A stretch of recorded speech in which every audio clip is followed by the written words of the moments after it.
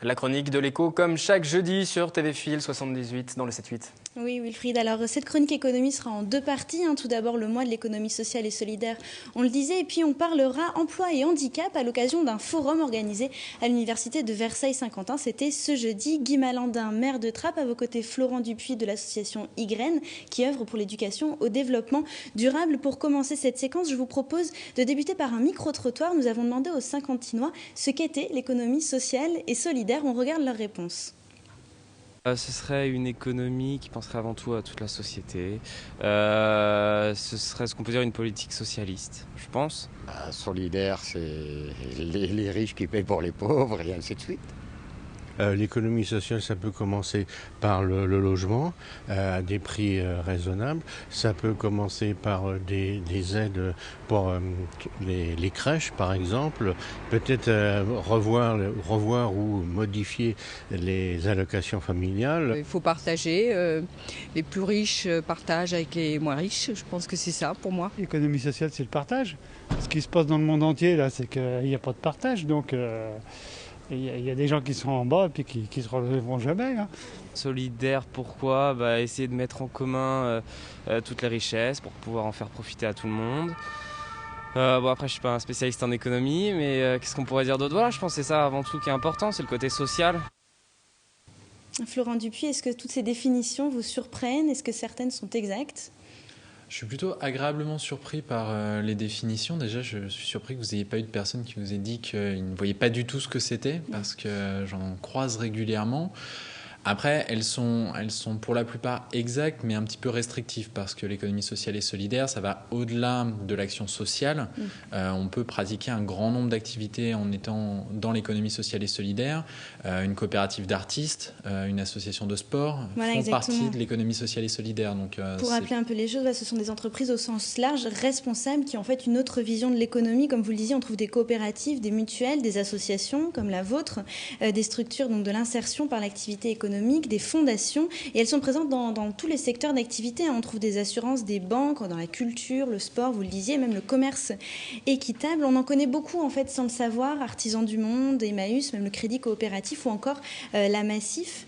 Florent Dupuis, pourquoi un mois consacré à l'économie sociale et solidaire ? Et puis on parlait de Benoît Hamon aussi, qui est délégué pour ce secteur en particulier. Il y avait un besoin de vitrine pour cette activité ? Alors, ça fait l'économie sociale et solidaire n'est pas toute neuve. Elle existe depuis le 19e siècle. Des associations, des coopératives existent depuis très longtemps. Mais on a effectivement un problème de visibilité auprès du grand public et pour partie auprès des décideurs aussi. Donc ce mois, c'est d'abord l'occasion de faire connaître ce qu'est l'économie sociale et solidaire au grand public, de montrer la diversité de ce qu'on peut y faire, en tant que travailleur, en tant que citoyen, en tant que consommateur. Et puis c'est aussi l'occasion de rassembler tous les acteurs de l'économie sociale et solidaire qui souvent se connaissent entre structures qui agissent dans le même secteur mais qui se connaissent assez mal d'un secteur à un autre. L'économie sociale et solidaire, vous nous dites, c'est pas tout neuf, même si on a effectivement l'impression de le découvrir aujourd'hui, puisqu'il y a un ministère de l'économie sociale et solidaire qui est porté par Benoît Hamon.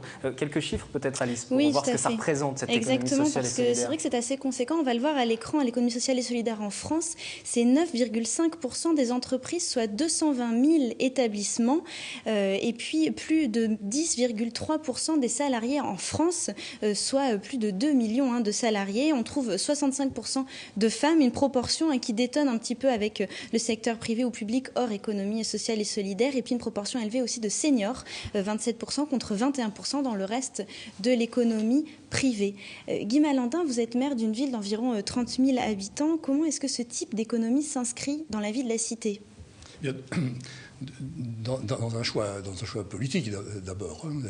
Nous avons commencé à accueillir des dispositifs, des organisations faisant partie de ce qu'on appelle l'économie sociale et solidaire en 2005, avec Artisans du Monde que nous hébergeons. Le terme ne convient peut-être pas, mais enfin qui a été accueilli à Trappes. Et puis en 2008, j'ai voulu que nous ayons un élu qui est Madame Beaujean, donc une élue qui soit déléguée à l'économie sociale et solidaire, puisque finalement, nous sommes aperçus que ça correspondait à nos choix politiques, à nos options politiques. Alors il ne faut pas dire que tout le modèle économique national et mondial doit être bâti sur cette théorie, mais il y a social et solidaire. Ça veut dire que la personne, dans le cadre d'une action économique qui a son budget, ses équilibres, ses prestations, ses fournitures, sa professionnalisation, il y a des méthodes de gestion, les coopératives, les associations de production,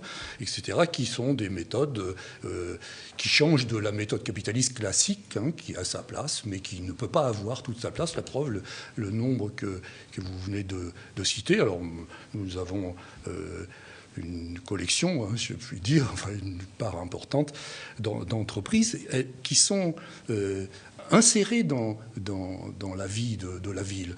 Nous avons des entreprises d'économie sociale et solidaire à la pépinière d'entreprise à Promopole. Nous en avons qui sont installés dans différents magasins. Nous venons d'acheter la ville. Nous venons d'acheter une librairie qui allait fermer pour y installer la librairie Le Millefeuille, qui est une association d'économie sociale et solidaire.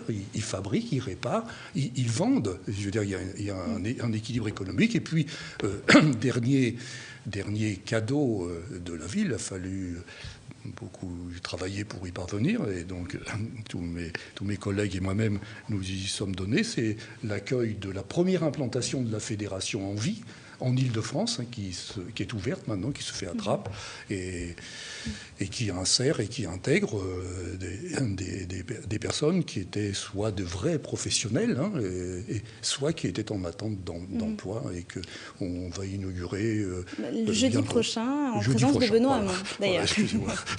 Voilà. Alors, on voit bien que votre ville, la politique que vous développez, c'est de faciliter ce type d'économie. Mais Florent Dupuis, quelles sont les difficultés auxquelles se heurtent en fait ces structures ? Alors, il y a des difficultés de plusieurs natures. La première, c'est comme on est sur une structure, ce sont des entreprises de personnes et pas des entreprises de capitaux. Donc la première difficulté, c'est de réussir à faire comprendre ça lorsqu'on veut développer un projet, lorsqu'on a des investissements réalisés, de faire comprendre ça à des financeurs potentiels. Et quand on a une forme qui est plus originale de structure, parce que les associations, on les connaît assez bien, mais sur des formes de coopératives comme les SCOP, les sociétés coopératives et participatives, comme les SCIC, les sociétés coopératives d'intérêt collectif, c'est très difficile, et nous, les acteurs qu'on rencontre régulièrement, nous font ces remontées, de réussir à entreprendre des démarches administratives, des démarches de recherche de financement, parce qu'on est assez peu connu, et il y a une difficulté à montrer la crédibilité de ces modèles. Et justement, vous parlez des difficultés de financement. Un forum a été organisé, c'était en début de semaine, pour aider les associations dans leur recherche de financement. C'était une table ronde organisée à Manille-les-Hameaux en début de semaine. Nous y étions, on regarde ensemble ce reportage. Comment trouver des financements quand on est une association ? C'était la thématique d'un forum organisé à la Maison de l'Environnement à Manille-les-Hameaux à l'occasion du mois de l'économie sociale et solidaire, une forme d'économie responsable qui concerne 9,5% des entreprises de France et plus de 10% des salariés. Parmi les acteurs présents, 2 structures départementales qui accompagnent les associations dans leur développement. Comment rechercher des subventions et comment les pérenniser. Parce qu'aujourd'hui, avec la baisse des subventions, les associations doivent réfléchir aussi à d'autres sources de financement. On est énormément en ce moment sur la recherche de subventions, diversifier les sources de financement. Le contexte de la crise touche également et surtout les structures de l'économie sociale et solidaire. Autre conseil, bien remplir les dossiers de demande de financement auprès des structures publiques pour multiplier ses chances. De nombreux rendez-vous sont à retrouver dans les Yvelines jusqu'à fin novembre. Toutes les informations sont sur le site du mois de l'économie sociale et solidaire. Et justement, tous ces rendez-vous, Florent Dupuis, vous pouvez nous en donner quelques-uns ? Alors, parmi les rendez-vous qui ont lieu sur la communauté d'agglomération de Saint-Quentin en Yvelines, donc outre cette journée que nous avons organisée hier avec la communauté d'agglomération de Saint-Quentin en Yvelines, vont être organisées donc une conférence débat organisée par la ville de Trappes jeudi prochain, le 22, en présence de Benoît Hamon sur la thématique des coopératives. C'est ouvert au public ? C'est ouvert au public, à tous ceux qui veulent venir. C'est à 20h30 ? C'est à 20h30 à l'auditorium de musique de la ville de Trappes. Merci. Nous faisons une animation à la Maison de l'Emploi et de la Formation le 26, donc à Trappes. C'est ouvert également au public sur inscription.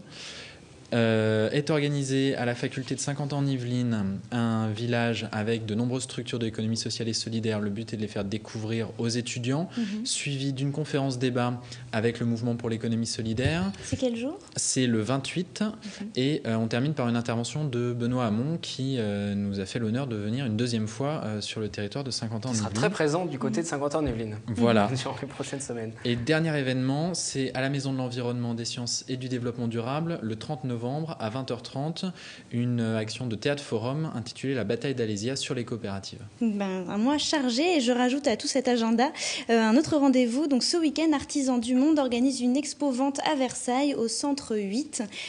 Voilà, donc c'est 8 rue de la centre Porte 8, de Buc. C'est au 8. Excusez-moi. Voilà, effectivement, ça fait beaucoup de 8. Voilà, donc samedi et dimanche, toute la journée. Merci Alice, on va poursuivre la page éco. Merci à nos deux invités d'être venus. Beaucoup. Merci également Guy Malandin d'avoir répondu à nos différentes questions.